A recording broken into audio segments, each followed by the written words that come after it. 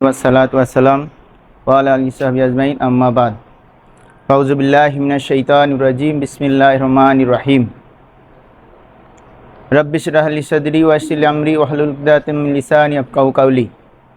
সম্মানীয় উপস্থিতি, গার্জিয়ানবৃন্দ এবং আলিম সমাজ, মাদ্রাসার সভাপতি, সেক্রেটারি এবং এছাড়াও মাদ্রাসার যারা সহযোগিতা আছেন সকলকে আবার আরেকবার আমি জানাই আন্তরিক শুভেচ্ছা, সালাম, আসসালামু আলাইকুম। আজকে আমাদের এখানে আসার মেন যে একটা কারণ আমাদেরকে ডাকা হয়েছে সেটা হচ্ছে মাদ্রাসার কিভাবে সার্বিক উন্নয়ন করা যায়।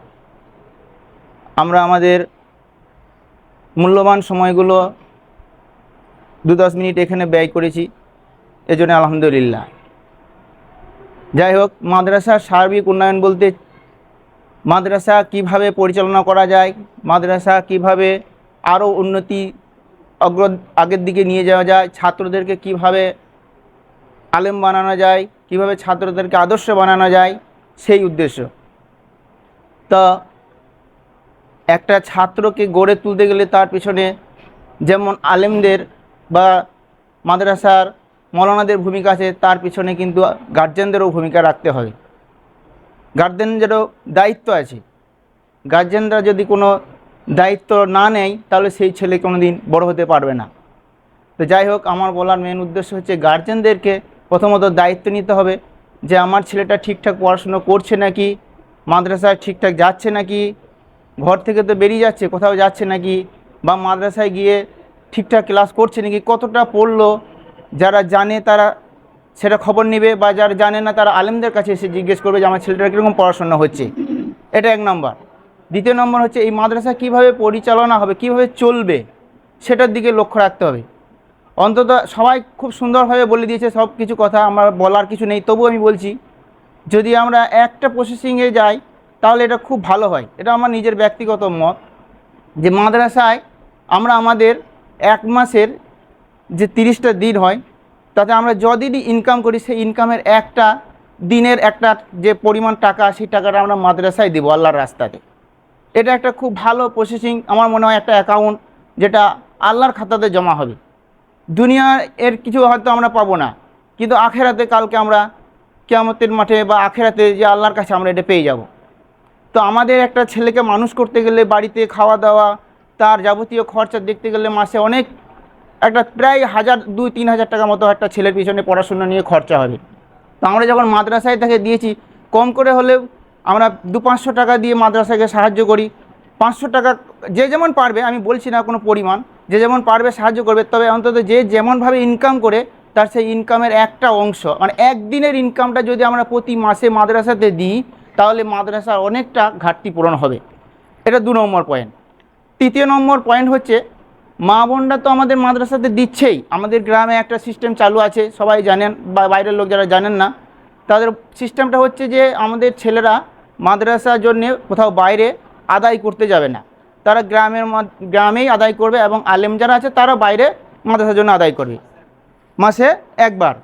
তো গ্রামে গ্রামে মৌলানা মরহুম ইব্রাহিম সাহেব, আল্লাহ ওনাকে জান্নাতবাসী করুক, উনি একটা সিস্টেম চালু করে দিয়ে গেছে। তো সেই সিস্টেমটা খুব সুন্দর সিস্টেম। তারা মা বোনেরা আমার 1 মাস চাল যে যার তার টাকা পয়সা সে একটা জায়গায় রেখে সে 1 মাস পরে সেটা মাদ্রাসায় দিয়ে পাঠায়, আমাদের ছেলেরা নিয়ে চলে আসে সেটা। তো বাইরের যারা গার্জেন তারা তো এইটার সুযোগটা পায় না।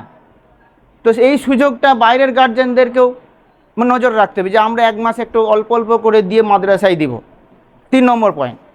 4 নম্বর হচ্ছে যে মাদ্রাসার বিল্ডিং, মাদ্রাসার যে অপরে যে বিল্ডিংগুলো রয়েছে, দরজা জানালা নাই, মৌলানা সাহেব যেটা বললো, এটা আমাদের যাদের সহযোগিতা আছে যে যেভাবে কাজ করতে পারি, কেউ যদি আমরা মিস্ত্রি হই সে একটু মিস্ত্রি কাজ দিয়ে সাহায্য করব। কারো যদি তোমার ওই কি বলে ওটা কি দরজা জানালা কি বলে গ্রিলে, যদি কেউ যদি মালিক থাকে এখানে, তিনি একটা দরজা দিয়ে সাহায্য করবেন। তো যে যেভাবে সাহায্য করতে পারবেন সেভাবে সাহায্য করলে এই মাদ্রাসা আরও উন্নতি বা আরও উন্নত দিকে যাবে। পড়াশোনার বিষয়টা হচ্ছে 5 নম্বর পয়েন্ট। এটা আমি গার্জেন দিকে বলছি না, এটা আমি আমার অভিভাবক, মাদ্রাসার যে মৌলানা সাহেব রয়েছে বা যে সেক্রেটারি বা কমিটি রয়েছে তাদেরকে বলছি, পড়াশোনার মডেলটা আরও উন্নতি করতে হবে। উন্নতি কীভাবে করা যাবে? আমরা আরও যে অন্যান্য মাদ্রাসা রয়েছে বা অন্যান্য যে ইসলামিক স্টাডি যে ক্লাস স্কুলগুলো রয়েছে সেগুলোকে নজর দিয়ে দেখতে হবে, ফলো করতে হবে সেগুলোকে, যে কীভাবে তারা পড়াশোনা আরও এগিয়ে চালিয়ে যাচ্ছে, কীভাবে মাদ্রাসা উন্নতি হচ্ছে, সেগুলো আমাদের ফলো করতে হবে। মাদ্রাসার মধ্যে মডেল চালু করতে হবে, বাংলা, আরবি, ইংরাজি সব দিক দিয়ে এক্সপার্ট করতে হবে। একটা ছেলেকে বাইরে বক্তৃতা দিয়ে সেখানের সমাজ বা সেখানের যারা গার্জেন তারা দেখবে যে এই ছেলেটা কোথাকার, তারা ঠিক খুঁজে খুঁজে আপনার চলে আসবে, সে খুঁজে খুঁজে চলে আসবে এই ছেলেটা কোথাকার, সেই মাদ্রাসাতে কী হয়, বাইরের যে প্রোগ্রাম সেগুলোতে অংশগ্রহণ করতে হবে ছেলেগুলোকে, বিভিন্ন জায়গায় পাঠাতে হবে, মসজিদে বা যে কোনো প্রোগ্রামে মসজিদে তারা খুতবা দিল, এত সুন্দর করে একটা বায়ান শেখাতে হবে তাদেরকে, একটা মাস হয়তো স্টাডি করে একটা বায়ান শিখিয়ে দিল, সেখানে তার বায়ানের মাধ্যমে এত সুন্দর মাধুর্য থাকবে, কথাবার্তার মধ্যে মাধুর্য থাকবে, সে গ্রাম্য কথাবার্তা যেন না হয়, ঠিক একটা সুন্দরভাবে বায়ানকে গঠন করে দিয়ে একটা এক মাস স্টাডি করার পরে একটা মসজিদে পাঠিয়ে দিল, সে সেইভাবে বক্তৃতাটা দিল খুব গুছিয়ে খুব সুন্দর করে, আপনি আপনার ছেলে আপনার মাদ্রাসাতে চলে আসবে, মাদ্রাসা আরও উন্নতি হবে। এগুলো মানে বিভিন্ন বিভিন্ন পয়েন্ট, এগুলো আরও মানে আমরা যদি ফলো করি তাহলে ইনশাআল্লাহ মাদ্রাসার আরও উন্নয়ন হবে। যাই হোক, অবশেষে আমি বলতে চাইছি গার্জেন এবং সবাইকেই আমি বলছি যে আপনারা আমাদের এই গরিব দুস্থ মাদ্রাসা, বুঝতেই পারছেন গ্রাম্য মাদ্রাসা, এখানের বাইরে থেকে এমন কিছু সাহায্য আসে না, বা এই মাদ্রাসার কোনো বিশাল কিছু মানে জমি জায়গা বা বিশাল কিছু অ্যাকাউন্ট নেই। তো আপনাদের সহযোগিতা এই মাদ্রাসায় চলে, আপনারা আপনাদের মূল্যবান যে পরিশ্রমের টাকা সেগুলো বা পয়সা যেভাবে সহযোগিতা করতে পারবেন এই মাদ্রাসায় দেবেন, এতে আমাদের মাদ্রাসা আরও আগে যাবে। আসসালামু আলাইকুম।